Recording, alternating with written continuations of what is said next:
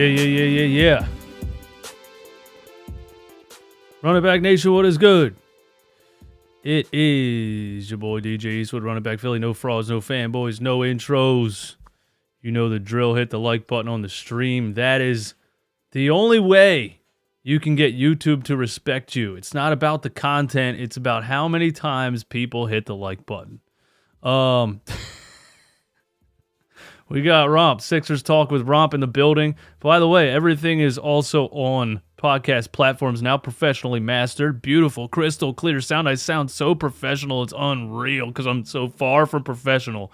My guy, Tony Merkel Media. So please check me out on the podcast and be sure to go over to Apple Podcasts, search Run It Back Philly, and leave a 5-star review. If you leave a 4-star review over there, I will find you. There's no reason for me to not have 5 stars. Anyway, what's up, Romp? How you been, man? It's been a minute since we talked about some things. A lot of things for us to talk about, I think, too. I'm just chilling here on my iPhone in space as we are having technical difficulties. But can you hear me? Is it good? Sounds good. Sounds good, man. Sounds good enough. Sounds better than. Sounds better than I think a phone would sound. So it sounds pretty good. All right. So, yeah. And Romp just fell and disappeared. Alarm went off. Unreal. You gotta hit Do Not Disturb on the phone. I tried that, and then I freaking went off the Zoom. Anyway, Sixers, I feel like this team, we win in spurts from our stars. You know what I'm saying? Like, Joel Embiid will go off and we'll win. Tyrese Maxey will go off and we'll win. James Harden will go off and we'll win, but I feel like it's not consistent that we win as a team. Do you feel that? Yes, I think. I don't know. I guess I have to think about like other teams, and I guess you have to think about teams that have had like 3-star level players. I guess a big 3. I guess there's teams like that where, you know, one night it's one guy's night, one night it's another guy's night. I think as long as players are unselfish and everybody can recognize kind of whose night it is and nobody cares really if that guy scores 30 that night or if you score 30. Really, if they can be consistent, I guess if they can be consistent with the inconsistency, it's not a totally terrible thing. And we're going to get into that. One of the main topics is, Joel Embiid's minutes and, when he dropped a 59-point triple-double, 59, 11, 8, 7 blocks. He was 3 blocks and 2 assists away from a 59-point quadruple-double. I loved it. I thought it was an amazing performance, but in the back of my mind, I was like, this is obviously not something that he can do every night, and you barely beat the Utah Jazz by him doing that, so you're like, did you... Like, it was a fun performance, but did we really feel good about it? I know the Jazz started out hot this season. It's a good team, a lot of talent, better than they were supposed to be, and they share the ball well, and they've been playing great team defense. That's the number 1 3-point shooting in the three-point shooting team in the league right now, too. But yeah, I kind of agree with you. There's definitely some things that I'm uneasy about with this Sixers team. But the first thing I wanted to start with is I saw a couple days ago, I didn't get to comment on this yet, but I saw a couple days ago, a lot of people sent me this tweet. I don't know who Sean Devaney is, but it was just a tweet from the NBA Central out of nowhere that was like, the Philadelphia 76ers have their sights set on Kevin Durant. And I was like, I have my sights set on the lottery. I've had my sights set on, Megan Thee Stallion before. Actually, like 10 years ago, it was Nicki Minaj for me personally. I'm just letting you know. I had my sights set on Nicki Minaj. That didn't happen. You could set your sights on something. Does that, that's how I feel about tweets like this. But, they have their sights set on Kevin Durant. What does that mean? Does that mean we're calling the Nets like, hey, we'll offer you this, this, and this? So I read the article. I read a couple of articles, and one of them was basically like the Brooklyn Nets have not budged on an offer. And so there's no traction whatsoever. So then they're basically admitting that, that you just tweeted it for retweets, really, and attention and follows. I can't find any other reason. What do you think? I'm basically saying it's impossible to me for the Sixers to ever get Kevin Durant in in the next year or two. What's your take on it? Yeah, I would say number one, I think KD is going to be traded by the deadline just on how the Nets season's going, but I don't see the Nets trading him to Eastern Conference opponent. And I don't see them making another deal with us, considering how the last deal went with Ben Simmons and James Harden. But the only way it's possible is if they really, really value Tyrese Maxey over everyone else who's, the other teams are willing to give up. Like, I can see the Suns offering Mikal Bridges, DeAndre Ayton, and all their picks. The Sixers don't have all their picks, so they would have to value Tyrese Maxey more than DeAndre Ayton and a bunch of players, and then plus picks is basically what I'm saying. Plus, I don't really want to vote for Kevin Durant, James Harden, and Joel Embiid and Doc Rivers. First off, let me repeat. James Harden, Kevin Durant, Doc Rivers, Joel Embiid. I'm sorry, but that just got a lot of loser energy based on playoff resume. And it just feels like it's going to fall flat on their face, because what super teams have worked? The Heat, because they have a culture. The Warriors, because they have a culture. If Kevin Durant came here, it would just basically be, Kevin Durant, it's your turn. James Harden, it's your turn. Joel Embiid, it's your turn. Basically the same problem we already have. So I just feel like it's going to fail. So I'm not getting my hopes up, and I don't really want it to happen either, because I love Mac. I think the best super team that I've ever seen personally, or I guess the most enjoyable, or I guess the super team that looked like it was natural, was actually the 2008 Boston Celtics. I think that was aside from like Julius Erving and Mo Cheeks and what's the big dude in the 70s. Anyway, there were super teams back in the day, but the Boston Celtics super team was, Ray Allen, Kevin Garnett, Rajon Rondo, and Paul Pierce. And they all four played different positions, and they all four fit together perfectly and complemented each other perfectly. And there wasn't like one guy that was kind of leading the charge. It was well-distributed ball with one of the best distributing point guards in the game at the time. Then the LeBron team was like, okay, LeBron in his prime, he joins Wade. They didn't win as many as they should have either. He said they were going to win 5, so he's forever a liar for that. The Warriors, you get 2 of the best three-point shooters of all time, maybe the best 2 three-point shooters of all time on the same team. You can just kind of put players around them, and they're going to win. They put the right players around them every single time. And the 2016 team had a bench so deep that the bench probably could have, been a 5th seed by themselves. But yeah, I wouldn't like that either. I'm getting uneasy about the whole direction of this team because, and you said it this offseason, the age of these players and what Daryl Morey's doing with win now, but really he's kind of gone after a couple players that he feels like just played well with James Harden 5 years ago. And so let's go get those guys. Adding Kevin Durant, does that get us a ring? If everybody stays healthy, it does. I think it definitely does if you're not giving up James Harden. James obviously has no issue being a facilitator, taking a back seat. He took a back seat to Durant, the games that he got to play with him in Brooklyn, which was like 7 games in 2 years. But I think it would work perfectly if you got Durant. Would I personally enjoy it? No, I wouldn't. And I wouldn't enjoy it because I feel like, I don't know, Philly's a blue-collar town. I grew up watching Philly sports. We were always underdogs. We were always grinded out and build a team the right way, and not that the Sixers ever won in my lifetime, but I watched the Phillies do it the right way. I watched the Eagles do it the right way. I would feel cheap about it. I just would. And people don't like when I say that. I would feel cheap about it. I would feel cheap turning on my TV and watching Kevin Durant in a Sixers uniform. I would feel cheap about it. And I know a lot of people I think that aren't as emotionally tied to the team would be like, yeah, but we got a ring, so shut up, you're dumb. And I get that. You can have your perspective, but I wouldn't be a fan of it in general, but I don't think it's possible anyway. Yeah, I don't think it's possible, and I wouldn't be a fan of it.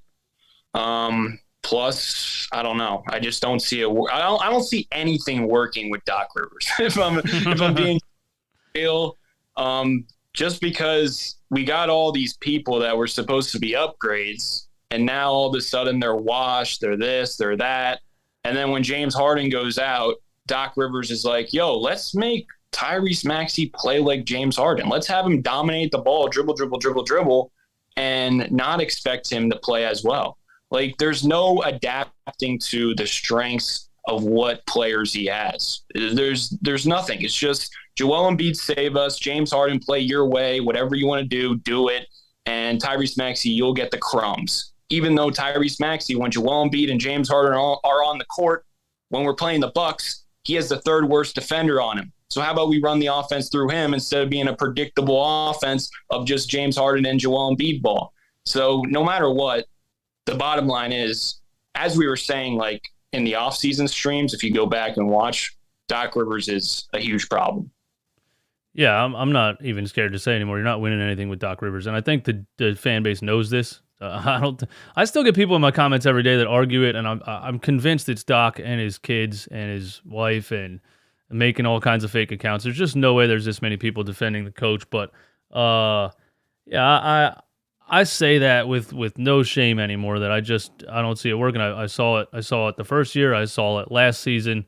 And he's already showed us in a couple of games the same things we saw, which is stubbornness, refusing to adjust, and things like that. And even in the game against the Jazz when Joel dropped 59, 11, 8, and 7 on 60% true shooting percentage and something else historic, in a 2-minute gap in the fourth quarter, after Montrezl Harrell had a great first half, Doc Rivers played PJ Tucker and George Niang at the 4 and the 5 again. They got absolutely smoked in about a minute and 30 seconds, and he had to bring Joel back in the game, who already had 52 points, I think. And it was like, bro, if the guy can't play 48 minutes a game, and if you absolutely need him to play 48 minutes a game to ever stand a chance against any decent team, you're cooked. That's not good. I don't understand. That's the main thing I don't understand so far is the PJ Tucker at the 5 situation. I understand he's a hard worker. I understand he's almost Doc Rivers' age, so he feels like he relates to him. But he's not a center. Please stop doing it. We've now seen Porzingis shoot over lawn chairs with PJ at the 5.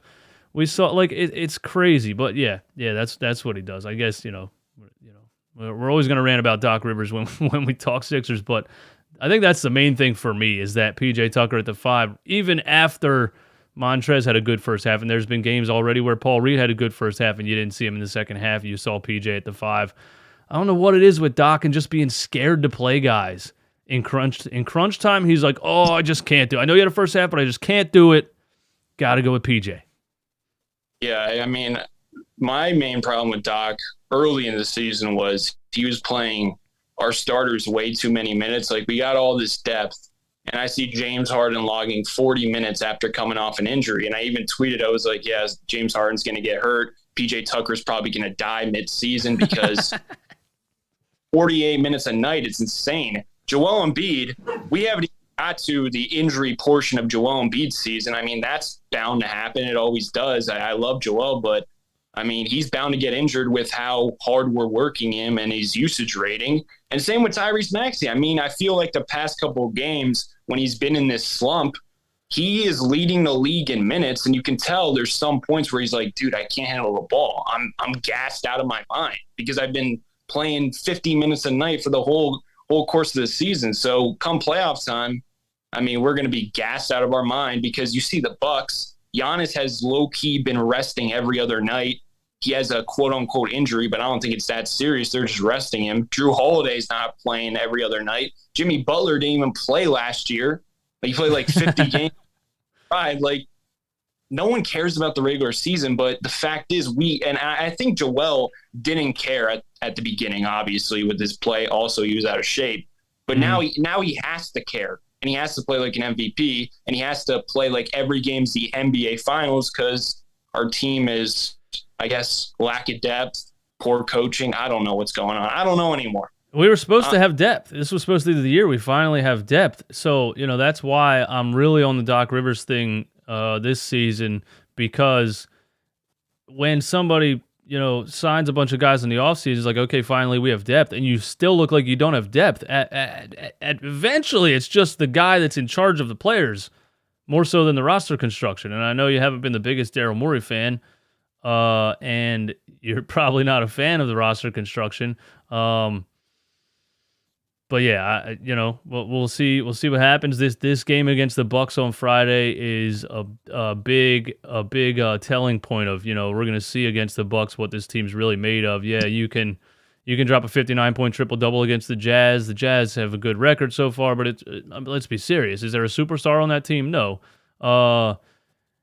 This game against the Bucks is gonna tell us a lot. But I'll go back to the Kevin Durant thing real quick because people are saying, no, I wouldn't give up Tyrese Maxey. And again, I don't want to see Kevin Durant in a Sixers jersey. I just don't want to see it. I have a disdain for the guy. It is what it is.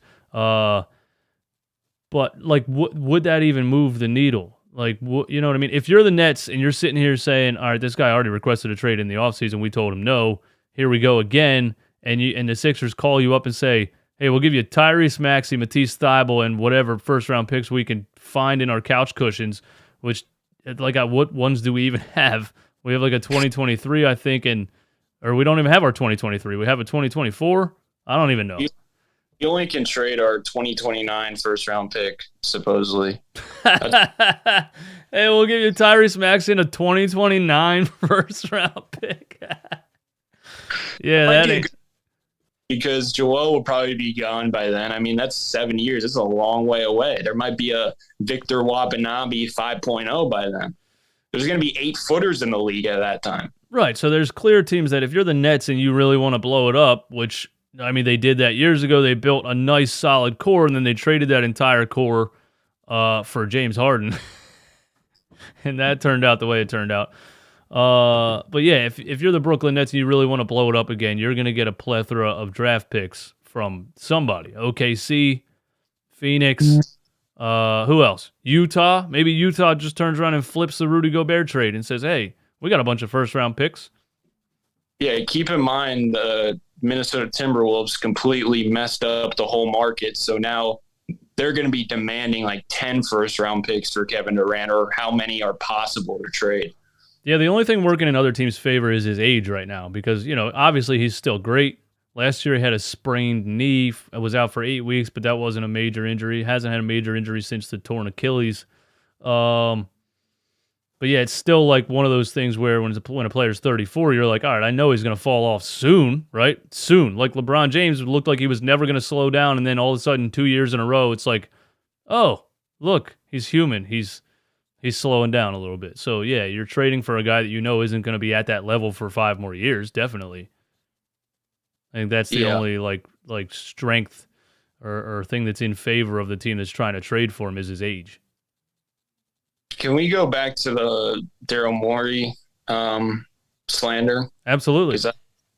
So my thing is with this roster is like, yeah, we got depth, but like it doesn't necessarily fit. So DeAnthony Melton, he's been playing great, but he's also small. So when you play him with Maxey, it's weird defensively because they're both small, and it just sometimes you're going to get burnt defensively because you have 2 small players on the court. And then you got PJ Tucker and Tobias who don't fit at all. I still don't get why Tobias is here. I mean, he's just a waste of space. We're asking him to basically be Daniel House, hustle and be feisty defensively, and we're paying him $40 million or whatever it is. Why is he still here? I don't know why. Well, how can you trade him? How could you trade him? Would you give up anything for Tobias Harris? For Tobias Harris, yes, but would you give up anything? Would you give up anything to pay Tobias Harris $35 million a year? I would cut him. Anything. I would take anything. I would take Russell Westbrook and then cut Russell Westbrook. I'm telling you, we are better without Tobias. You can't cut. The Lakers can't cut Russell Westbrook. There's a money thing involved. An owner's has to answer the phone, and he's gonna say, "You're asking me to take a $47 million hit." Yeah, that ain't happening. Yes, I am. But my problem with Tobias, he's got loser energy too. I'm sick of him complaining to the refs when he gets blocked and he's not even fouled. When he goes up soft and just gets the ball smacked, and he looks at the ref and cries. Yeah, I feel you. But every NBA player does that. I'm sick of him not getting any rebounds at all. Horrible. in that Jazz game, he was terrible on the glass. And it was the same story against the Hawks a couple of years ago. But everyone's so talking about last year how he was good in the playoffs. He was good for one series, and then in the Heat series, he was trash. But yeah, I'm just sick of Tobias Harris overall. I think he's just not tough. He's soft as a player, and it's infectious. Mm-hmm. And you can beat at times too. So I don't want to just rag on Tobias for that. Yeah, I think last year in the playoffs and this year so far, at least Tobias looks stronger on defense. He looks like, you know, he's been a lot better defensively than I remember him being before the past 2 seasons. But yeah, offensively, it's like how he's wired. He drives to the rim, and I've said this before, but it feels like he has to remind himself to go hard. You know, it's not instinctual. He has to remind himself. And when he does that, oh, look, Tobias Harris dunked on somebody, and you're like, wow, where did that come from? But naturally, he shies away from contact and does like a little weird, you know, I mean, he's really has kind of a Ben Simmons mindset where going to the rim, like avoids contact and does little floating high off the glass layups, and he's 6'8". But yeah, that's just how he's wired. We made the mistake of giving him a max contract in a weird time we were in when Jimmy Butler said, "You guys want to keep this coach that nobody's heard of? That's fine. I'll leave." You know, Joel Embiid and Jimmy Butler, that's something you build around, and we lost that. We tried to hold on to Tobias Harris out of desperation. That turned out to be a disaster contract-wise because everybody in the world knows he's not worth that money. But yeah, you know, last year I was like over the Tobias Harris thing. Like, he is what he is. He's a fourth option here. We're paying him this. There's nothing we can do about it. But yeah, now you add PJ Tucker. You're like, you're adding a stretch forward, and that's what you want Tobias Harris to be. So yeah, legitimately, you're now playing 2 power forwards on the floor at the same time.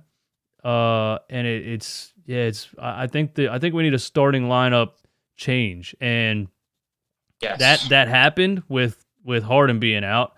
Matisse Thybulle went from 0 minutes to 30 minutes a game, which again, people were like, you say Doc Rivers never adjusts, and Doc Rivers family with the fake accounts in my comments. You say Doc Rivers never adjusts, but then when he does adjust, you're mad at him for that. And I'm like, he's not slightly adjusting. He's not doing what I want him to do, which is bring Matisse off the bench, play him the 15 minutes that you should play him in the right situations against the right matchups, and see what you get. You don't go from 0 minutes to 30 minutes a night. And my problem with it is that that's such an inconsistent change that I don't think it's going to continue, because if he can go from 0 to 30, he can go from 30 to 0. So I'm ready for it to all like switch back, because it's going to happen. You know, you've seen it in the middle of games. Somebody has a good first half and they don't get on the floor in the second half. So I wouldn't be shocked if the Matisse Thybulle thing doesn't go back to what it was. We'll see when James Harden comes back what Doc does with the lineups, but you know, I just feel like when James went out, he was like, shit, I don't have a plan. And he just started throwing anything out there, any combination out there to see if it worked. I love Matisse Thybulle being on the floor because he shakes things up for the other team, you know, makes things difficult. We've been so bad at defending the perimeter to start the season, but yeah, we need a lineup change. What do you think? Yeah, I feel like we're still at the same issue we had in years past, where if you have PJ Tucker and Tobias Harris, and then even Matisse Thybulle on the court, why would the defense even guard them? Why? Like, that's what I didn't understand about the Jazz. I was like, why are you guarding PJ Tucker? Like, what is he without James Harden offensively besides a screener? But the Sixers rarely use it. Every like 25 possessions, they'll use him as a screener. But it's like, if I'm a playoff team, I'm looking at the Sixers and I'm like, all I got to do is make the other guy shoot, and most likely we'll probably be good. And that's been the same issue for like the past couple of years now. So I don't know. Yeah. I mean, PJ shoots 45% from corner three, but yeah, but like 2 a game. Yeah, and you brought that up in the offseason, and then the season starts, and yeah, I'm seeing it like, yeah, he shoots like 1 a game. So it's not enough of a threat really, and that's just, man. We were like, you know, you and some other people were like, please don't overpay for 37-year-old PJ Tucker, and we did it. I wanted PJ. That was one of my bad takes. I wanted him too. I didn't, I was like $30 million for 3 years, whatever, give it to him. We need him. But again, this can all come back down to the coach. When players come here and all of a sudden their production is not what it was after a couple of years of this happening, okay, we tried this player. Okay, we tried this player. Okay, we tried this player. And every time they come into this system, their performance is half of what it was in the system they came from, then yeah, it's obvious it's the system. My main problem with the Sixers is like they just have no clue what to attack defensively. Like take the Hawks game, for example. You got Trae Young hiding on Matisse Thybulle, and one play they used Matisse Thybulle as a screener, and Tobias got a wide open layup because Trae Young is a traffic cone defensively. And there was another play where Thybulle screened for Embiid, and Embiid got a wide open shot. Why aren't you attacking Trae Young every single possession? Right. Their offense, make him work. If they're going to put the worst defender on Matisse Thybulle, use him as a screener. So they have to switch or they have to communicate. And the Sixers, they could have scored 120 points. I forget what they scored, but they could have destroyed the Hawks that night because they didn't have it offensively, but they weren't consistently attacking Trae Young. And I was like, why? It worked when we did it, but the Sixers, they just do it accidentally. They don't actually, okay, we're going to attack Trae Young now. It's not like teams. It just seems like the identity of the offense is give Joel and make him do everything. Tyrese Maxey as well. Right now, without Harden, Tyrese, get a screen. You do everything. You got to turn into a god tier playmaker now that James Harden's out. We need 8 assists a night from our center and Tyrese Maxey. Like Tyrese Maxey is so effective off ball. So you're going to take half of his game away because James Harden's out? Get Shake Milton in, get Furk in, whoever, so they can handle, and Maxey can run around screens and attract attention, and then Embiid. This is terrible coaching. Terrible. I don't want I'm so, my bad. With the phone, every time my audio goes in, it cuts your audio out. My bad. I got to remember to let you finish. Just watching over film, even in the Jazz game, the first quarter, there seems to be so much action in the first quarter, and then it doesn't happen again the rest of the game. Like, there was a play in the first quarter, Thybulle sets a screen for Tobias. This is just off the top of my head. Tobias comes up, gets the ball, gives it to Joel at the top, and Thybulle slid in the middle, and Jordan Clarkson lost him, and Embiid hit Thybulle under the rim.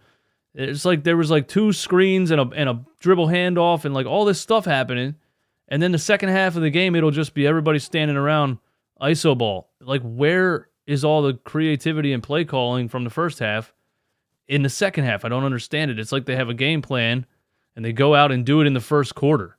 And then that's it. All right, guys, we did it in the first quarter now. The rest of the game, just figure it out. So, yeah, I don't get it. But, players have said it about Doc before that, they don't practice or, they don't run sets. He uses players wrong. It is what it is. We could beat a dead horse for the rest of the season. But, yeah. But I want to ask you a question. Back to the Kevin Durant thing. Is it Ben Simmons' fault that Kevin Durant wants out? Because we're ranting about Doc Rivers, so we got to bring some feel good to this show now. And the only feel good I get out of basketball lately is still just basking in the glory of how right I was about Ben Simmons. And actually, I didn't even see this coming. I hated the way that he played basketball when he was averaging 16 points a game. I didn't see this drop off actually happening, and it's kind of sad to me now. And I just posted a clip on Twitter today of his 34-point game against the Cavs, and he shot 2 threes, and he looked like a budding NBA superstar. And I was like, it's just so crazy that he had all that potential and it's gone. But so Kevin Durant was quoted saying, "Look at our starting line." And I've never heard a player call out a team like this in the middle of a season. He said, "Look at our starting lineup: Edmund Sumner, Royce O'Neal, Joe Harris, Nick Claxton, and me. It's not disrespect, but what are you expecting from that group? You expect us to win because I'm out there. So he's clearly like, I got nobody. Kyrie's suspended and refusing to apologize. James Harden had one conversation with Kyrie Irving and requested a trade. And we got Ben Simmons in return, who is so bad right now, we can't even start him. And you got a $180 million player coming off the bench giving you 2 points and 6 fouls. So whose fault is it that Kevin Durant is basically asking for a trade 10 games into the season or 15 games into the season? I would have to blame whoever traded for Ben Simmons. Like, if you trade for Ben Simmons, you should just be fired. A list that should never get a job again. Because if you just do simple research by, putting in Sixers YouTube, you'll figure out what's wrong with Ben Simmons, and then you'll realize, oh, yeah, he's a mental case. It's not worth it. I would understand like a team like the Spurs taking a chance on him, or like the Jazz who are trying to rebuild. But like a team with Kevin Durant and Kyrie, why would you just want to add more to the pot? It was just a dumb trade from the beginning. The picks might turn out to be really good for them. That's the only thing saving their trade in my eyes. And if James Harden, continues to end up getting hurt, then it won't look as bad as well. But as of now, it looks terrible. Yeah, it's crazy. They could have gotten something else for James Harden, right? Like, how is that what you got in return? And Austin Krell tweeted today, somebody sent it to me, and he said, Ben Simmons refusing to play last year is the best thing that could have happened to the Sixers, because we thought, this guy has to get on the court so we can raise his trade value and then trade him. But it turns out if he got on the court, his trade value would have plummeted even worse than it already was because he's so bad right now. So him sitting out and refusing to ever play for us again was great for us, because even though his trade value was low, it didn't go any lower, and we were able to trade him for James Harden. And the Nets are now seeing a much worse version of Ben Simmons, and it's just crazy. So, yeah, I mean, the best thing that happened for us in that whole debacle is that he didn't play for us because he was bad. He just looks... So here's a tweet. Bleacher Report, there is frustration building within the Nets around Ben Simmons' availability and level of play. That's funny, availability, because we were saying the same thing. This guy tries to find ways to not play basketball. And then, Durant just came back from he sprained knee last year. He missed 8 weeks with a sprained meniscus or something like that. He came back and he played the rest of the season. Ben sits out an entire season, was supposed to play in the playoffs last year, woke up and told him he had a sore back. The day they expected him to debut for them in the playoffs, he told him he had a sore back. Then he starts the season this year, plays terrible, and 4 games into the season, he's out with a sore knee. So, yeah, availability, that's crazy because this guy's not been an injured player. Like, he's not an injury-prone player at all. So he just makes things up to not play. And level of play, of course, yeah, it's been terrible, but it says the Nets are growing frustrated with him, and some in the organization are questioning his passion for the game. And that goes back to what you just said about, if you just went on YouTube and searched Sixers Ben Simmons, you could have found out that you don't want him on your team. But that's not just the Nets that fell for that. That's the Sixers too. His draft profile explained it perfectly. At LSU, he had no drive. He averaged, a 30-point triple-double, but that's just because he would have games where he scored 49, 17, and 18 because he was playing against a bunch of 5'11" college kids. And then again, in the big games, he wouldn't show up at all. They didn't make the NCAA tournament, and he refused to play in the NIT tournament. They said the same thing. There's players in Australia that played with him before he ever came to America that are quoted as saying, like, This guy just doesn't, first of all, he doesn't get along with the players. He's kind of has his own thing. He's not a very likable guy. Always kind of acted like a celebrity, I think. And it's always been there, It sucks that he has this makeup. If he was 6'5", it would have been like, okay, this dude could be a good point guard, but we're not going to take a chance because of this, and this. But him being 6'10", 240, and could run a 4.2 40 probably, it was like you had to kind of ignore all of the red flags and say this could be a 6'11" LeBron James. So we fell for it. Yeah, everybody fell for it. Yeah, and we also fell for Al Horford. We fell for a lot of things. I think that goes back to coaching again. Al Horford was great for the Celtics. We sign him. It's terrible. He goes back to the Celtics and he's Al Horford again. Yeah, with a center next to him as well. That's the thing. He plays next to Robert Williams. But yeah, back to Ben Simmons. I think the funniest thing out of this is there's like an excuse. So he's been injured, even though he hasn't been injured. Or people say, oh, he hasn't played in 2 years. The person who took his spot in the starting lineup, Edmund Sumner, first off, tore his ACL 2 years ago, missed all last season. I thought he was going to be out of the NBA based on how it was looking for him.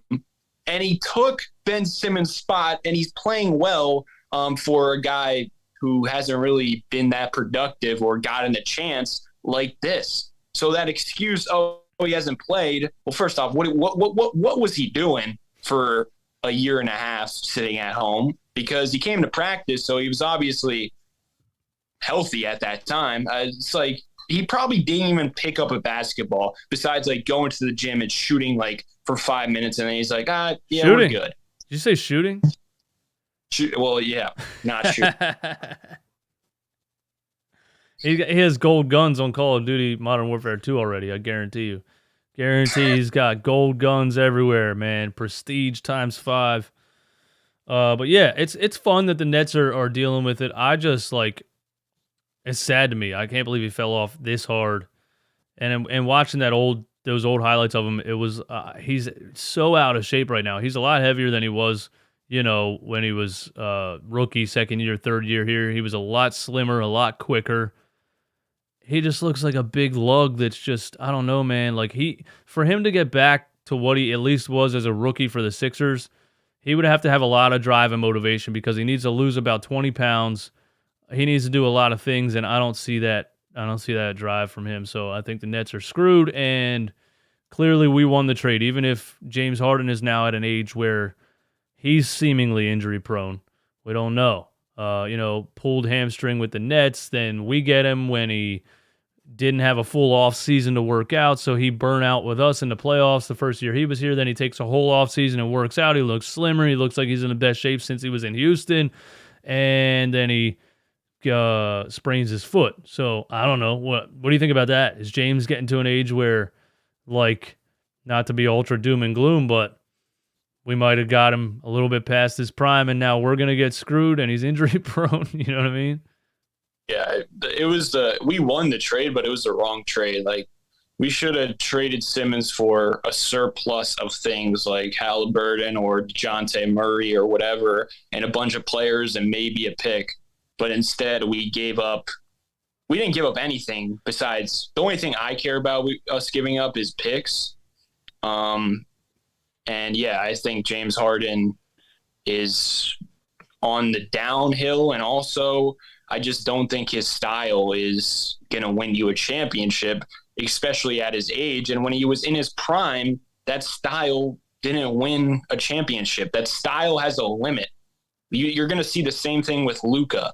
Yeah, you can probably get to the Western Conference Finals, but when you're the only guy who handles the ball and then you get rid of the ball and you do nothing, the defense doesn't have to worry about you when you don't have the ball. Plus, you're just relying on 4 shooters who are 37%, like PJ Tucker, Daniel House, whatever. So they're just going to live with those guys either catching fire or missing, like the Mavericks last year that caught fire against the Suns, but against a better defensive team in the Warriors, that whole system, heliocentric stuff, it's trash. I think Tyrese Maxey has to be a large part of James Harden winning a championship here, because back in Houston when he was dominating, all they had to do was start double teaming him at half court, make him give up the ball, and then the Rockets, who they have again, Daniel House, PJ Tucker, Clint Capella before they traded him to play Robert Covington at center, which is another reason we don't want Mike D'Antoni anywhere close to here. I don't. But yeah, I think with Embiid, that takes some of that pressure off. And if Maxey, and I don't think Maxey's there yet, he's definitely showing signs that he's there. But so the timelines might not match up either, which is why people called me crazy. But I said the only player I would trade Maxey for was Donovan Mitchell when he was available. And the only reason I said that is because the timelines match up better. Donovan Mitchell was 26 at the time when he was about to be traded. He was averaging almost 27 points a game. He was exactly what you want Tyrese Maxey to be at 26 years old. I think Tyrese Maxey will be better than Donovan Mitchell when he's 26 than Donovan Mitchell is right now. I think he's a better three-point shooter. I think he's more efficient. I think he's a smarter player. I think Donovan Mitchell has more athleticism and finishing at the rim and things like that above the rim. Tyrese Maxey's great at finishing around and through traffic and things, but that's the only reason I said that is because that kind of fast forwards your shooting guard position 5 years, and then you have a player like Donovan Mitchell in his prime, and he can take a lot of the scoring load off of James Harden and Joel Embiid. So you're still hoping for Tyrese Maxey to be at an all-star level for you to win a championship, or they're just going to double James Harden across half court. They're going to double Joel when he touches it. Joel is going to have to play 40 minutes a night. And I don't know. I've just seen inconsistencies from Maxey. I guess, do you think that's Maxey being, still being young, or is that all coaching?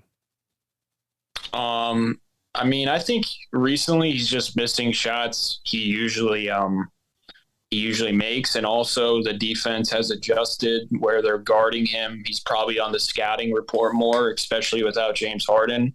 So I think he's kind of meeting a wall per se, where the stuff that always worked probably doesn't work as effective. So he has to adjust. And that's what Ben Simmons never did. Once teams guarded him a different way, he never changed his style. But Maxey, he's going to figure out ways to get better. And I think as he ages, his mid-range is going to get better and better and better and better. And that's going to open up so much for him, because we already know he can get to the rim. But if he gets that mid-range down, where you see flashes where he has it, but it's not at a consistent like Chris Paul, Tony Parker level. But I think eventually he'll get it down, because there's going to come a point where he's probably going to struggle in the playoffs because teams are guarding him heavily, and not having that consistent mid-range is going to hurt him. And it's not really fair to put all this pressure on Maxey, because right now he hasn't really struggled, and right now he kind of is struggling. But at some point he has to struggle. He can't we can't just be a god player who's going to shoot 60%. But at the same time, when James Harden and Joel Embiid are healthy and teams are doubling and things like that, he's going to be fine, because he's going to have the lesser. Against the Bucks, he had Grayson Allen on him, and the Doc Rivers just put him in the corner and was like, "Oh yeah, let's not run anything for him."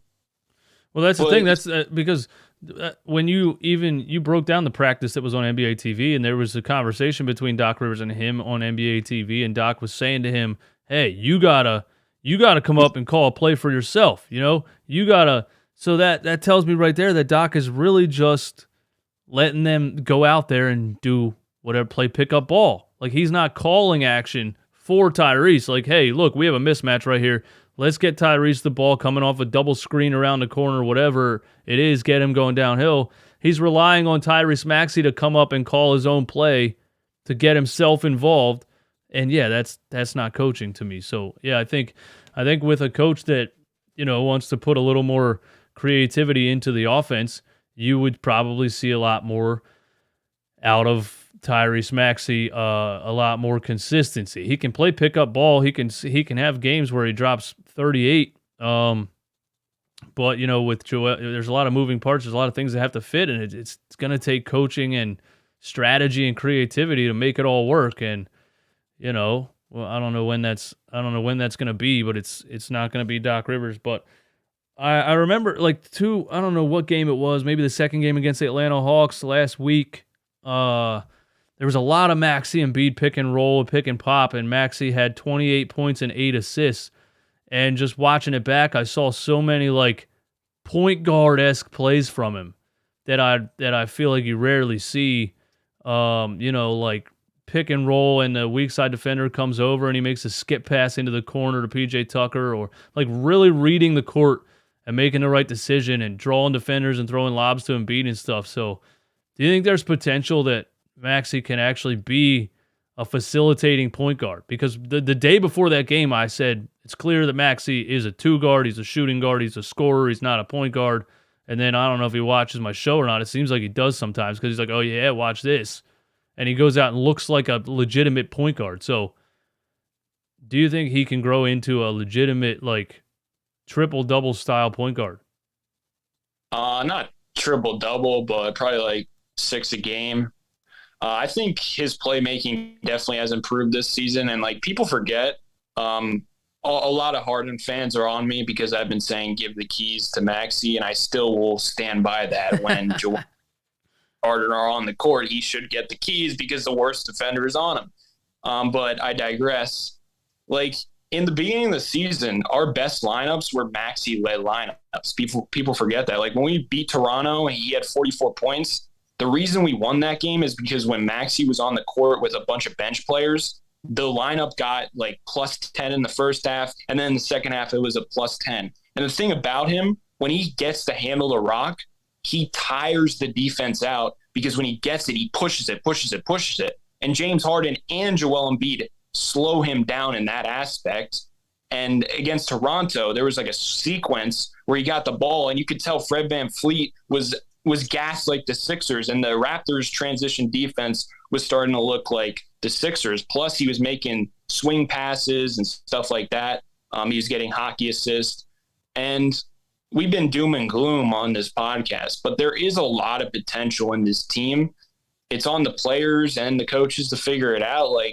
Right now, you got a bunch of things that you can go to that seem to work and get very good shot quality. You got the Maxey and Embiid pick and roll now that has been carrying us without James Harden. You got Joel Embiid when he's on and he's making quick decisions like he did against the Jazz in the second half. His first half was trash, by the way, in my opinion. Anyway, second half against the Jazz, his playmaking was good. So you always have that in your bag where you can give him the rock and let him play make. And then, of course, you got James Harden offense. So you have all these things that can work.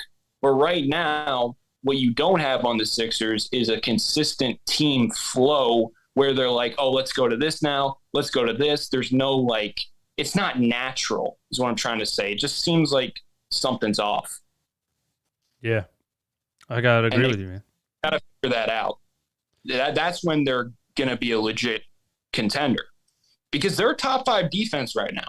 No one's talking about their top 5 defense because they cleaned up the transition defense. Yeah.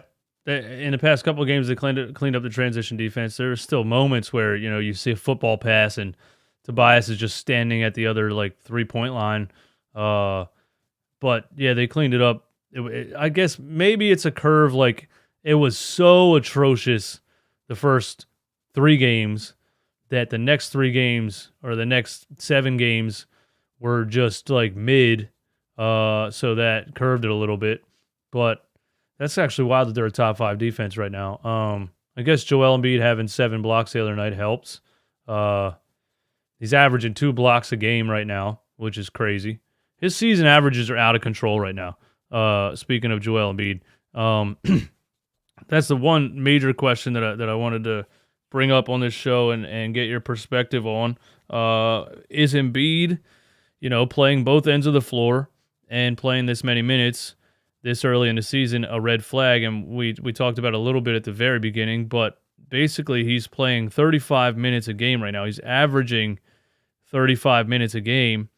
And that's playoff level minutes for Joel Embiid, right? 35, 36, 37. We were thinking look, this guy hasn't been healthy his entire career. Uh, I wouldn't call him injury prone, whereas he has recurring injuries or he has this like nagging knee or whatever. It seems like he's finally healthy, and then he randomly gets elbowed in the face. He randomly tears a ligament in his thumb. He'll randomly sprain a knee. He'll randomly whatever.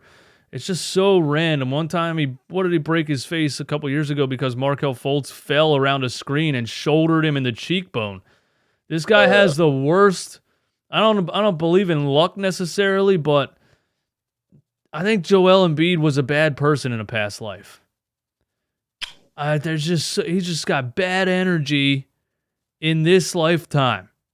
Somebody's out there like, no, this guy's not succeeding. I'm putting a stop to it, even if it's Markelle Fultz's shoulder. So yeah, the injuries are just totally random. It's not. I can't call it injury prone, but I guess it is injury prone. You just don't know what it's going to be next. You know, maybe he gets walking down the street and gets like hit with a skateboard in the side of the face. It's totally random. You can't tell. But yeah, with that being said, I thought, and a lot of us thought, we were going to come into this season a deeper team, and we were going to slowly use Joel Embiid, 25-ish, 27, closer to 30 minutes a game. We were going to start out slow, ramp it up a little bit, load manage maybe more than we ever have because he's burnt out when the playoffs start every season.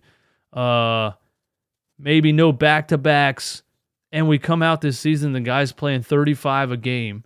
In games that we win, I didn't look at that, but in games that we win, he's playing 40 because we lose the lead in the fourth quarter and he has to come back in the game.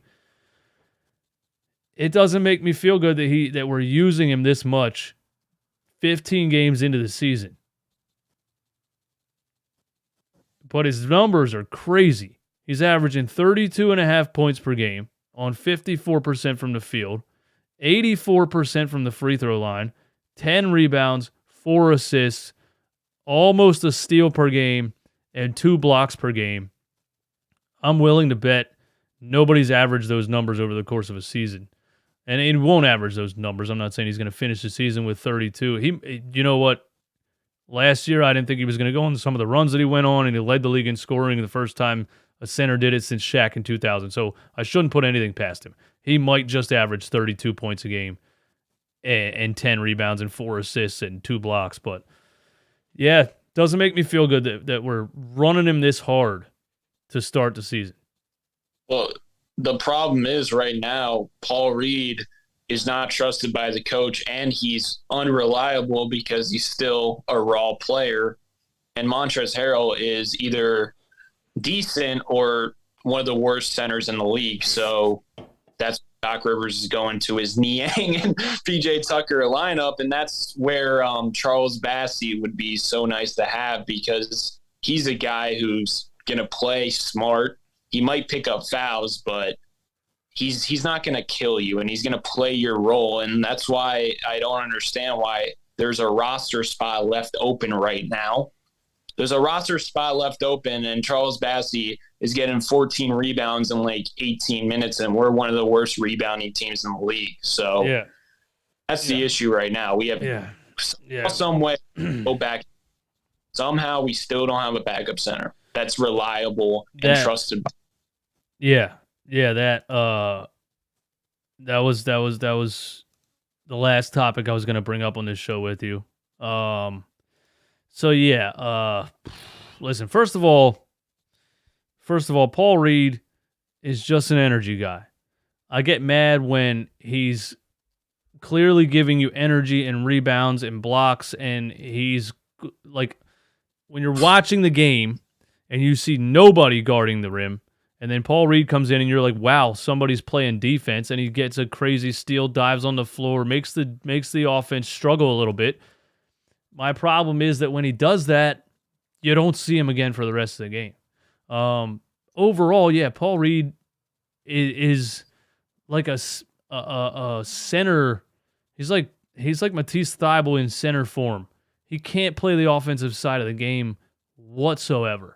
I mean, yesterday or on Sunday, he airballed a 10-foot jump shot. over the rim, by the way. He overshot a 10-foot jumper and airballed it. But I love his energy, and it's just one of those guys you have to use at the right time in the right amount of minutes against the right matchups, and Doc just seems to randomly be like, okay, good run in the first half, but you're not playing anymore. Trez gives you the offensive side of the ball. I think it's weird how much sometimes we've run the offense through Montrezl Harrell when he's on the floor, and Maxi's standing out there. And I mean, there was a game where we ran 2 Montrezl Harrell ISOs in the post with Tyrese Maxey on the floor, and Tyrese had like 30 points at the time. I just couldn't believe it. And then I saw a Tobias Harris, Montrezl Harrell 2-man game, and I wanted to burn every Sixers piece of just merchandise and smash my TV. That was the most disgusting thing I've ever seen. Tyrese Maxey standing right there, and Tobias Harris and Montrezl Harrell were running a 2-man game. Anyway, those two, you got to be creative if those are your only 2 backup centers. So, yeah, you didn't have a backup center. Daryl Morey drafts a guy who literally on his draft profile says the most NBA-ready player in this draft. I remember watching him before we even drafted him. I didn't think he was going to fall to where we took him at. I thought he was a better player than that.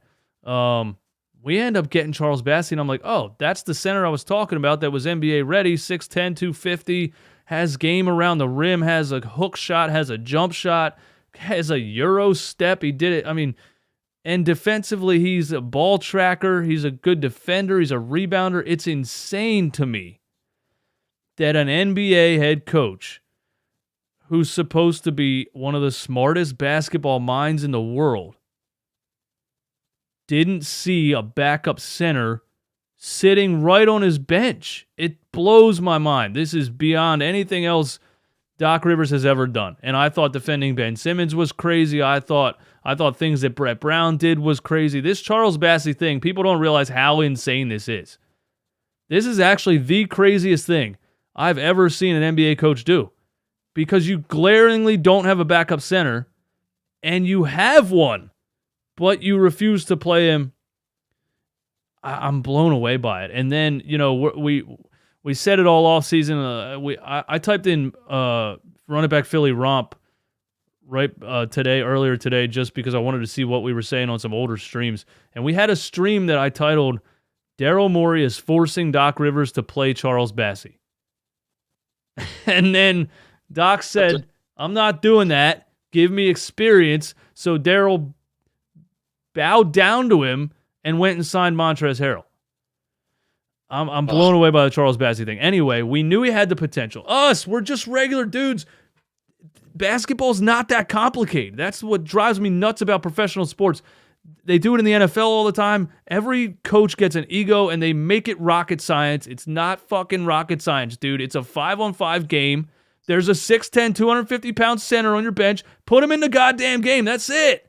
It's not that hard. It's not. And people are in my comments all the time like, oh, you think you're so smart. Why aren't you an NBA coach? Bro, I just continue to be right. Like, I continue. And it's not because I'm a genius. These are easy things. Everybody saw the Charles Bassey thing besides Doc Rivers. It absolutely blows my mind. But we were so right about it. Charles Bassey gets picked up by the coach that Doc Rivers thinks he is, Greg Popovich. And he becomes the second player in NBA history to have 14 rebounds, 4 blocks, and 4 assists in less than 20 minutes, and the first player in league history to do it off the bench. So that's not even a little bit. Doc Rivers wasn't even just like a little bit wrong. I kind of missed the Charles Bassey. No, it's the epitome. You were 100% wrong. You were as off as you could possibly be about a player. That was my rant. Go ahead. Yeah. Going off of that, this is my problem with the Sixers organization. They just make they look at what's going on around the league, and they look at a player and they're like, oh yeah, we should go get him. But they never ask themselves, let's just develop that. You know, they can't do that, it seems like. Shake Milton's been the same player for about 7 years. Ferk's been the same player for about 10 years. Paul Reed's been the same player for 4 years. The only players that really develop is like the superstar players that are going to develop anywhere because they love the game of basketball and they just have the God-given ability to do so. Like I'm telling you, I don't care how well DeAnthony Melton's playing. You don't give up a first-round pick for a DeAnthony Melton type. He is an average player who can play both sides of the basketball, but he's undersized and he's very inconsistent offensively. You don't give up a first-round pick. You draft someone and you develop them. Not saying it was a bad move because we need that type of player, but I'm just saying, like, normal organizations don't do those moves. He wasn't a first-round draft pick, was he, to the Memphis Grizzlies? Yeah. We gave up a first-round pick. No, I mean, also, where did they draft him? I'm saying he's not a first-round talent is what you're saying. I think he was a second-round pick or he was undrafted. Yeah, no, I think you're exactly right. Those are players that teams draft late in drafts and develop into rotational players who can contribute. And the Sixers are so bad at developing anything that then they're relying on other teams to get players late in drafts and develop them, and then we give up first round picks for those players. Yeah, I'm on the same page with you on that. Yeah, and then you don't go out and sign a 37-year-old to be your dog and your engine to your team. You have Paul Reed, who, by the way, I'm about to have a crazy take. I think he should be starting. I truly believe he should be starting next to Embiid because Embiid doesn't post up that close to the rim anymore. He likes to work at the mid post. Plus, no one accounts for how many transition opportunities Paul Reed has when he's on defensively. Plus, he would take the burden off of Joel Embiid defensively and offensively, where Joel can just sit in the short corner or wherever, and Paul Reed can be the screener for James Harden and Tyrese Maxey that possession. And defensively, Joel can just switch out to the perimeter rather than worry about having a rim protector, because with Paul Reed and Joel on the floor, you can scheme it where Paul Reed's either going to be down low and then Joel's going to be up top. So he would help out the defense so much. You just got to make sure he's not being his silly Paul Reed self.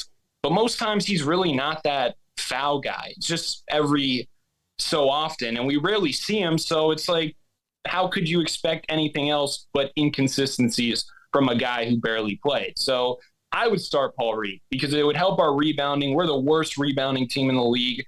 And you watch our offense, we put PJ Tucker in the short corner anyway. You don't need a shooter in the short corner. Plus, you're playing Matisse Thybulle. So why can't you play Paul Reed and Joel Embiid? I don't get it. When you're going to put PJ Tucker in the short corner, you don't need a shooter there. Just put Paul Reed there and have him set screens, and he'll get better and better. It's like Robert Williams and Al Horford. Yeah, I mean, I can't disagree with you at all. I just think I laughed because, asking Paul Reed asking Doc Rivers to start Paul Reed, and having that take based on just a creative perspective of it and looking at what he does well and how it could fit, and that's too much for Doc Rivers. That's like, that's like asking your grandpa to get a TikTok account. It just ain't gonna happen. That's why I laugh. It's not gonna happen. It's Doc Rivers. Yeah, like our offense stalls out every time anyway. So why not have a guy who's going to go 110% on the offensive glass? Why not have a guy who's going to get blocks and steals at an alarming rate? Like in the Knicks game, he created like probably 10 points from just transition buckets because he got a block and a steal. It's like, why not have a guy out there? And if he gets in foul trouble, just go back to Tobias Harris or go back to PJ Tucker. Because I don't care. Either PJ or Tobias, they got to be out of the starting lineup. Oh. Because at the end of the day,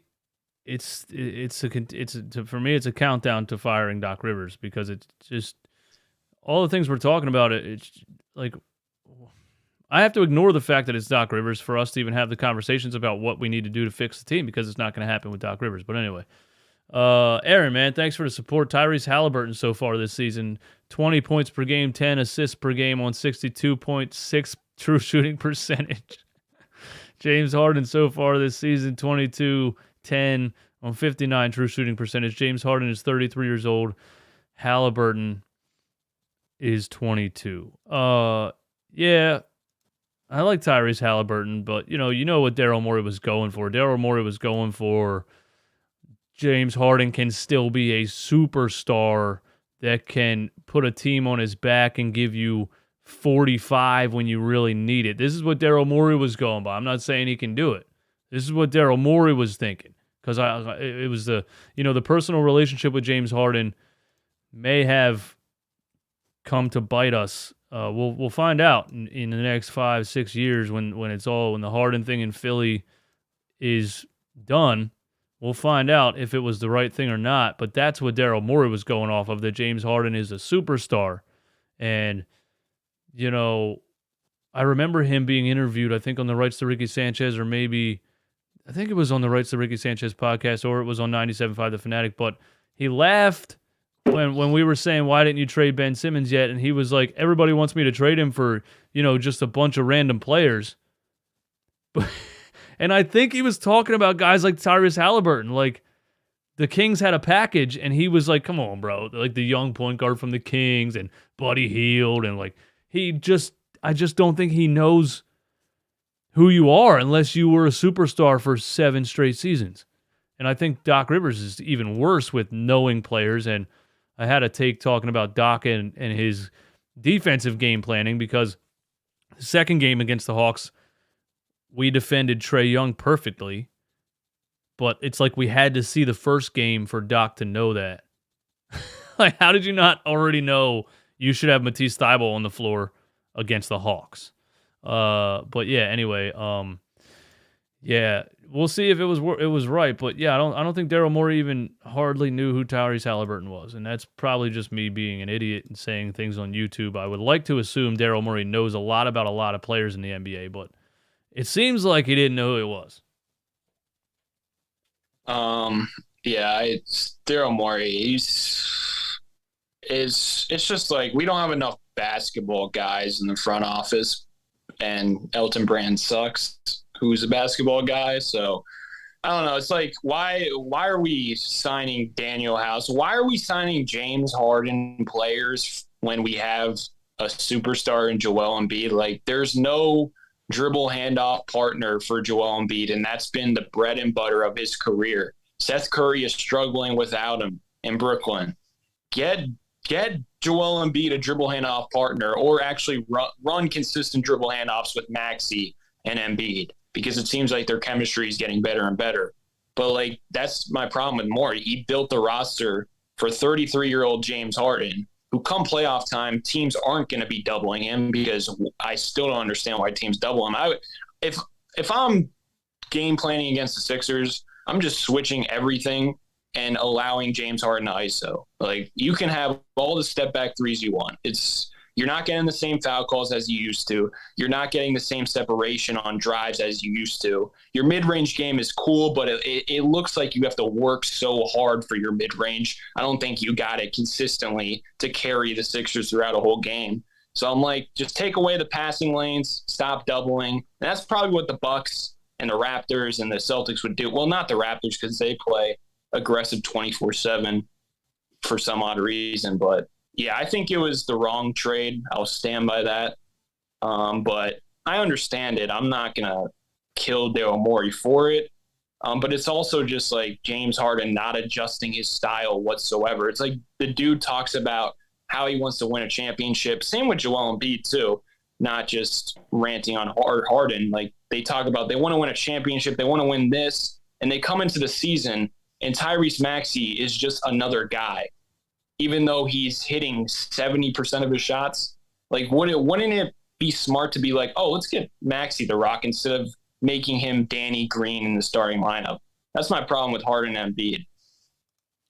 Yeah, and I think you brought this up before too, that there's also no sharpshooter on this team. There's no Joe Harris. There's no Seth Curry. There's no,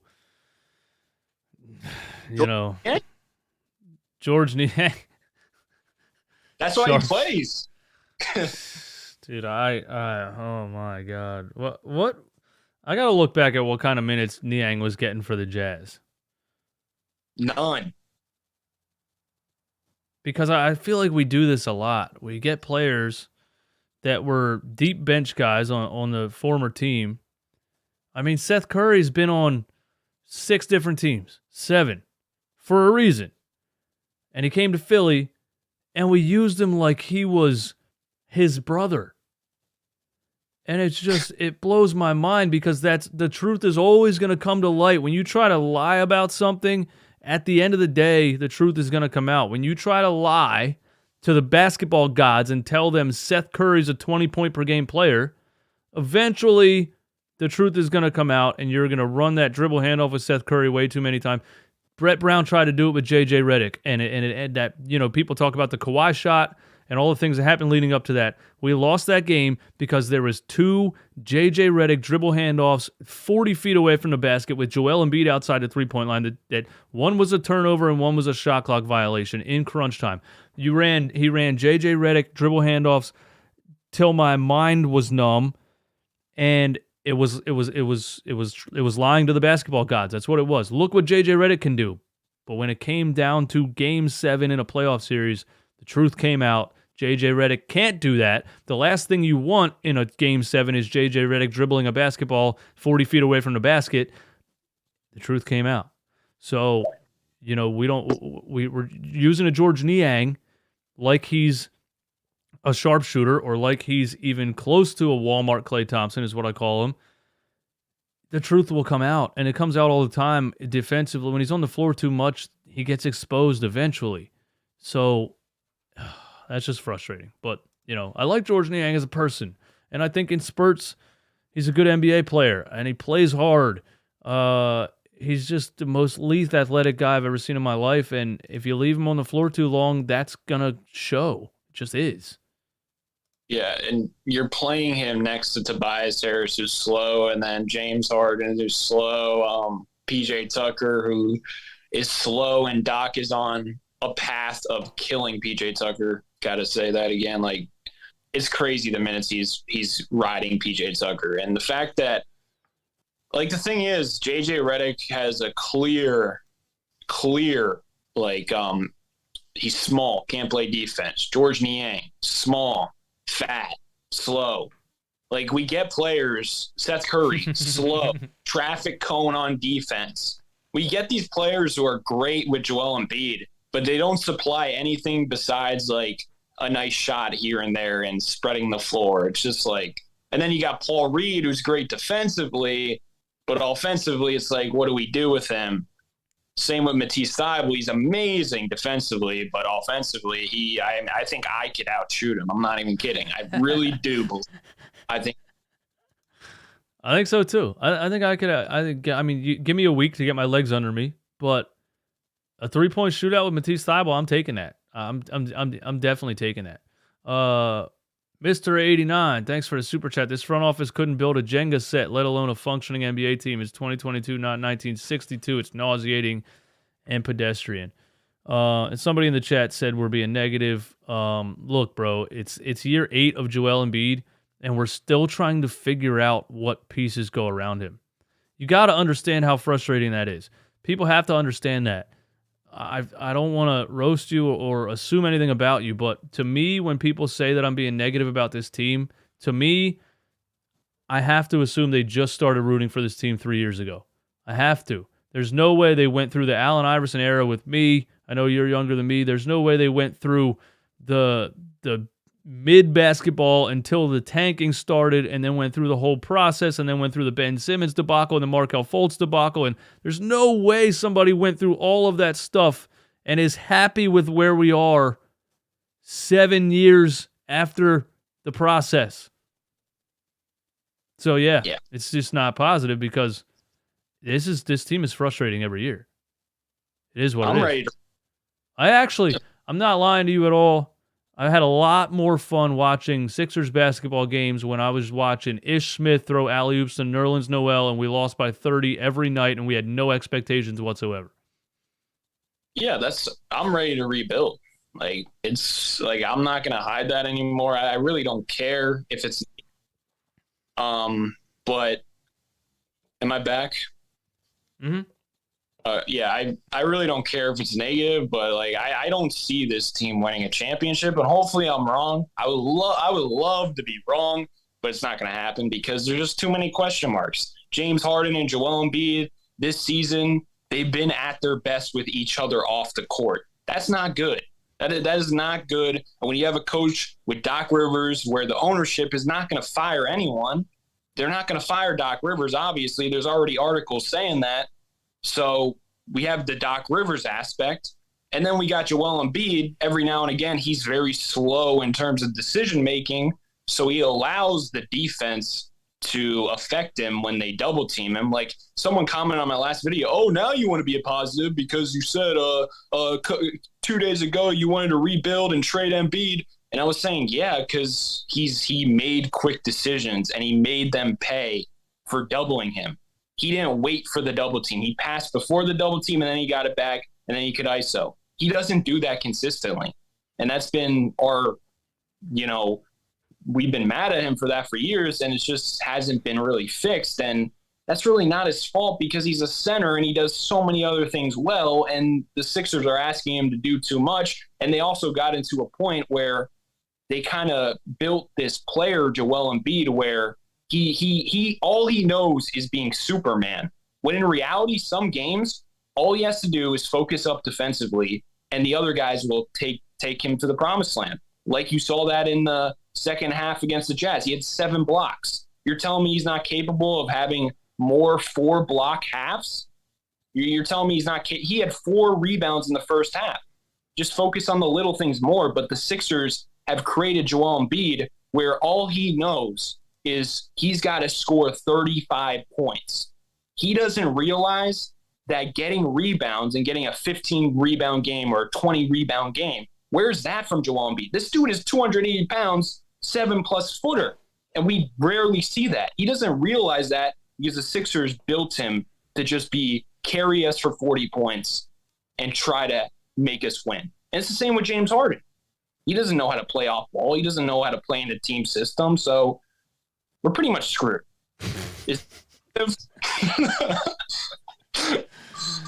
Yeah. Speaking of being pretty much screwed, so you said they're not going to fire Doc Rivers. It would. So I've said this before. It would have to be the money declining would have to be very glaring. Because that's all Josh Harris is looking at. He's not a basketball guy. Did you ever see the guy? Like, come on, bro. He doesn't know anything about basketball. He had a lot of money, and he said, how can I make this into more money?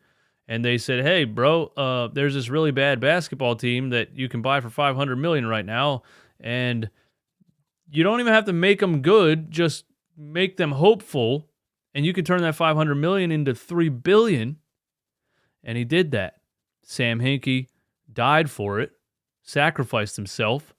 They get Ben Simmons. Joel Embiid breaks his foot. 2 years, you wait for him. He's like a mythical creature. He finally comes out. It's like the Loch Ness Monster. And the fan base is hopeful. Finally, for the first time since 1973, we're going to have 2 superstars on the basketball team. So all of that hope drove the ticket prices to the ceiling, drove the jersey sales to the ceiling, drove everything up. You don't have to win to profit off of a basketball team. So he made the profit. He would have to see a major decline in the numbers for him to be like, oh, something has to change here. And it'll happen over time, but it's not going to happen as fast as we want it to happen. People are very not excited about this team. It's late, and I've had a long day. I'm lacking vocabulary. Very not excited. That's my words today. People are very not excited about this team. They had us excited this offseason, and they came out looking like they looked, and I posted a question on Twitter, a poll on Twitter, whatever I said, has the general Philadelphia fan base lost interest in the Sixers so far this season with how they started the season? And all of the answers were yes, and I get a lot of people every day that are like, I'm not watching this team again until Doc Rivers is gone. This is redundant. It's plateaued. It's not going anywhere, and people feel that energy. There's nothing, they're not, the general basketball fan or the general Philly sports fan who can choose, we're hardcore basketball people. We're going to watch it no matter what, but the general Philly sports fan who can choose Flyers, Sixers, Eagles, reminisce on the Phillies making a great run, and maybe I'll just watch baseball highlights until next year. Like, they don't have to watch Sixers games, and if they're not excited about it, they're not going to watch it. There's a lot of people that aren't excited about it already, and that'll eventually show in the numbers if this keeps happening. I would like for it to be soon, but I fear that it's not going to be soon enough, and we're going to go a whole other season where we kind of know this isn't really going anywhere until something major changes. But, the fan base has to, we got to keep the pressure out there, man. We got to keep it trending on Twitter. Every time they lose a bad game and it's clearly on the stubbornness of this coach and the rotations and players don't develop and on and on and on, and we get Fire Doc Rivers trending on Twitter. Not that Josh Harris watches Twitter, but just the general, voice of the fan base. They booed Doc Rivers when they introduced him. That's a good thing. That's a great start. You have to find a way to make it publicly known that he needs to be out of here. We can say anything we want on Twitter and YouTube. These guys aren't watching Twitter and YouTube. I think eventually we're going to make it publicly known, but it's not going to be as soon as we want it to be. Yeah, I mean, I already do that. If I am trying to eat cereal and I look in the fridge, there's no milk, I'm blaming Doc Rivers. I get hip. I'm blaming Doc Rivers in everything I do. That's where I am with this coach. Plus, I mean, I don't blame fans for being bored of the team, because a lot of time this year, I mean, there's just not a lot of fun with this team. They're all short, under 6'5", pretty fat and thick. It's we're still playing George Niang 25 minutes, and we got Embiid averaging 32 points a game. What are we doing here? And we're playing him at center in the end of the third quarters, man. Crunch time in a basketball game. You got a guy that can't jump over a pencil trying to guard the rim. Yeah, I've been playing a lot of Call of Duty Modern Warfare 2, man, and every time there's a camper in the corner with a sniper just picking me off, every time I'm like, fucking Doc Rivers. And people are like, why are you saying trade Embiid? And then I'm like, that's the only asset that's gonna get us back on the map. You saw what they got for Rudy Gobert. And I'm not saying at the trade deadline. I'm saying if we lose in the second round again, or we're in the play-in tournament, something crazy happens, I'm done after this year. If we fail, I'm done. We got to rebuild. That's where I'm at, because I'm sick of doing the same thing. And if he gets injured again, I'm definitely done. It's that simple. I don't get how that's negative. That's just being facts. I've had my fair share of rants on people that just don't want to hear the cold hard truth about sports. They want to, they have the t-shirts and the posters and the pom-poms, and they just want, if you're not yay go Sixers, they think you're negative and you're not a real fan and you need to go root for somebody else, and on and on and on. But it's really just us watching the game and telling it, saying what we think we see. If you agree with it, cool. If you don't, go watch something else. It doesn't matter. But yeah, that's a good take, because it's getting to the point where you have to. It's in the near future. That decision, that would be a major decision, a major franchise decision. That would be a top 3 decision in the history of the franchise. Do you trade Joel Embiid? And so it's not going to, I wouldn't say this season, but I don't even think you're going to have to worry about the Sixers making that decision, because if they lose again in the second round, I think Joel Embiid's going to be the one that says, you know what, I'm about to be 29. This 8 years went by like the snap of my finger. I know the next 8 years is going to go by like the snap of my finger, and I don't want to end my entire career with nothing. I don't want to end this, okay, I was in Philly the whole time trying and hoping they put the right pieces around me, and that's all I did. And, I was great. I have historic numbers. I have stat lines that nobody's ever put up before. But does he want to be next to Wilt Chamberlain, Moses Malone, and these other guys, you have to have the rings. And he wants to win. That's why he's as good as he is. That's why every player's dream is to get to the NBA Finals and win a championship, because the whole reason they started playing sports in general is because they have a competitive fire inside them. So just because you get to the NBA, aside from Ben Simmons, just because you get to the NBA doesn't mean you're content and you don't care anymore. They just want to win every day. That's why they're playing the sport in the first place. So, yeah, if you go 8 years, you're not winning. I mean, look at Kevin Durant right now. He won with the Warriors, but he knows it was a fake ring. He was never happy about it. He's out here making fake Twitter accounts, defending himself. He doesn't feel good about that fake ring. I know he doesn't. He wants to win probably worse now than he did when he was in OKC, because he wants to prove to people that he can really do it, not just hopping on the backs of a championship level team already. So yeah, I think Joel Embiid, 8 years in Philly, would be like, listen, I want out. I gave you guys 8 years. I gave it everything I had. Yeah, I wasn't healthy the whole time. Yeah, these injuries pop up here and there, but you can't say I didn't give it everything I had. Yeah, sometimes, some seasons I, roller skated around the first 10 games and like danced and like, did some Fortnite dances on the court or whatever I was doing instead of getting rebounds and playing defense. But like for the most part, I gave it everything I had. I put up historic stat lines. I was one of the greatest centers, one of the greatest players to ever put on a Sixers jersey, one of the greatest centers to ever play basketball in the NBA. You got to trade me now because I gave you enough time. So I'm out. And I think if it happens this season, Joel's going to say, listen, you got to give me, because he's going to get to the point, and I think he got to this point this past offseason, where he has demands. You know what I mean? You have to show me this for me to want to stay here.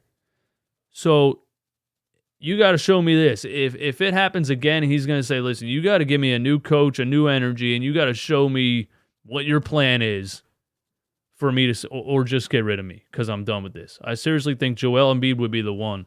If that happens again, if we lose again in the second round, I think Joel will be the one that forces a trade. Yeah. There's still a chance where he can go nuclear and get really hot come playoff time, kind of like the Phillies did. So there's still that chance, but I'm at the point where I'm not believing in this team till I see it, because it's been year after year. Like, I'm not getting my hopes up at all. They can win as many regular season games as they want to win. And by the way, they're probably going to go on a winning streak because Embiid's playing very well and he can dominate like that. And Maxey hasn't even been playing well. So if he starts playing well next to Embiid, they can beat the Bucks one game. They can go on a little win streak. But once again, unless like there's an offensive system change and things like that, I doubt I'm going to jump back on the Sixers bandwagon and be like, oh yeah, this team's they're beating the Bucks and the Celtics. Nah, I doubt it. I'm at the point where I have to see them literally win the second round and then win the next round before I believe in this team. Yeah, like I said, this Friday is going to tell us a lot. But of course, you're without James Harden, so that'll always be, well, we don't have James back. Yeah, they'll win. Definitely, they will win. Anytime I think they're going to lose, they win. Anytime I think they're going to win, they lose. Oh yeah, I wanted to say, you said he could go nuclear in the playoffs. Look at that Jazz game. He dropped a stat line that has not been done before, and they won by what? 5 points? So, against really strong playoff teams, Joel Embiid could have a 60-point, 12 rebound, 10 assist, 9 blocks, and still lose. You didn't get anything from anyone else. So, it was a cool performance, but in the back of my mind, I was like, I was admiring it, but it was fun to watch. Trust me, I love watching, just insane historically athletic performances. But I was also like, this ain't sustainable. we need something else moving forward. Joel can't drop 59 every game. So yeah, we'll see, man. We'll see. But yeah, Romp, thanks for coming through, man. Thanks for giving me your perspective on everything. I appreciate it. Of course, keep killing it over on the YouTube channel, Sixers Talk with Romp. The play breakdowns are awesome. The takes are awesome. Check out Romp. Subscribe if you're not subscribed already. This will also be up on Apple Podcasts and every other podcast platform tomorrow. Thank you to Merkel Media, mastered in crystal clear audio. So check it out on Apple Podcasts and leave a 5-star review. And Rob, you got anything else? Oh, thanks for having me. It was a good time. An honest conversation, some wild takes. I didn't hear anything wild. I heard nothing but the truth. Rob, I'm never doubting you again, man. We signed Montrez. I was so excited watching his highlights, and that's my problem. I watch highlights. And you said, bro, you have no idea what you're talking about. You didn't tell me that, but you were thinking that in your head. And you were like, you don't understand what happened in the playoffs with Doc Rivers and Montrezl Harrell against the Nuggets on the Clippers. This is a terrible signing, and you were right about that. Every time you seem overly negative, it's because people want to be happy about something. They don't want to hear your negativity, but you just end up being right. So I got to credit you, man. The truth is what it is. People like it. They like it. If they don't want to hear it, they can move on. I hate Harden fans. I'll tell you that. I hate Harden fans. Like, what do you mean Harden fan? Like stands? Like Harden's their profile picture on Twitter, and it's like Harden 321 or some shit. Yeah, like I was critical on Embiid for like the first 2 weeks, and I didn't see any Embiid fans in my comment section saying outlandish stuff and coming at me personally. I attack Harden every now and again. They just go ham. And it's like, dude, your favorite player still is playing the same brand of basketball that has not gotten him over the hump. And I'm like, he has to change, and you don't even realize that. And they're just a culty fan base. Like, dude, chill. I'm critical of every player, but the only player fan base that comes at me crazy is the Harden stands. They remind me of the Ben Simmons stands, honestly. Well, you gotta just stand in the fire, man. You gotta stand in the fire. It's what you have to do. I learned the hard way in the 3 years that I ranted about Ben Simmons. So many people wanted to burn my house down because their favorite player that their mom got them a jersey of for Christmas was getting ripped to shreds by some random guy on YouTube. They were so mad at me for it. And I had people saying, you yell and scream and all this stuff to milk views on YouTube. And I was like, bro, I wish that was the case. Do you actually think this is an act? I wish I was acting. I'm actually angry. This is real anger. But yeah, I did that. They came at me every single day. And I just learned, especially when it comes to, and I'm just going to keep it a buck here, especially when it comes to YouTube and podcasting and whatever else, a view is a view is a view is a view is a view, and a click is a click, and a comment is a comment. So thank you for the view. Thank you for the comment. Thank you for helping the algorithm. If you hate my guts so much, you keep clicking on it. You keep commenting on it. You're just helping me. So that's how I see it. I put out that Tyler Heineke clip after the Eagles game, and it was titled Taylor Heineke wins an NFL game the softest way possible, because there's flopping in football now. Like you can last second take a knee, a guy 2-hand touches you, and you throw your arms up and fall on your back and get a personal foul penalty to end the game. And I knew what the comments were going to look like, and I read a couple of them, and then I just stopped reading them because thanks for the view, thanks for the comment. And these were like Washington fans anyway. It's not like they're going to watch my videos anyway. Why do I care what they think? So, I didn't take it too seriously. You just got to, and you do that already. You say what you think. You're not afraid to say what you think. And that's what has gotten you to the point you're at on YouTube already. And that's what's going to continue to get you there. And any successful person will continue to say that. They all say the same thing, bro. If you're honest with yourself and you ignore all the haters, like people just try to stop you from I don't know what it is. People see it and they're like, no, this guy thinks he's gonna do something. I'm gonna tell him he has no idea what he's talking about. Type. Just keep doing it, man. Keep doing exactly what you're doing. Keeping it real. That was inspirational.